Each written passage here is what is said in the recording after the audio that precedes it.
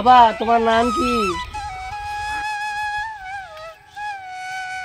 আমার নাম কাশেম আলী। আচ্ছা, তুমি তো পাশের ছেলে তাই না? বাবা তুমি এই বয়সে স্কুলে না গিয়ে তুমি এখানে নেশাপানি করতেছো? আরে কাকা আজব তো, বিড়ি নেশা নাকি? বিড়ি তো সবাই খায়। আরে জানতো আপনি এখান থেকে? অসভ্য ছেলে, তোর বাবা তোকে শেখায়নি বড় মানুষের সঙ্গে কিভাবে ব্যবহার করতে হয়, কথা বলতে হয়? আরে কাকু আপনি আমাকে ব্যবহার শেখার কে? মুরব্বি মুরব্বি থাকেন, যান এখান থেকে। বেশি বেসাল করবেন না কিন্তু, আমার জীবন আমার ইচ্ছে। ননসেন্স! আপনার সাহস তো কম না, আপনি আমার গায়ে হাত তুললেন। তোকে তো হাত দে না, তোকে তো জুতাতে মারার দরকার। ওই কাকু তোমার বয়স হয়ে গেছে, ওই জন্য কিছু বললাম না, তুমি খাওয়াও এখানে।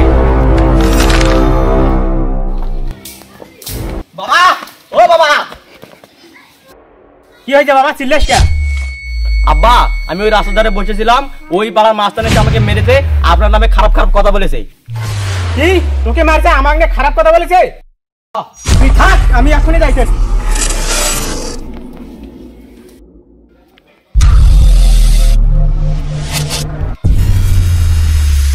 আরে পাশা আলী, তুমি আজকে আমাদের বাড়িতে কি মনে করে? বসো বসো।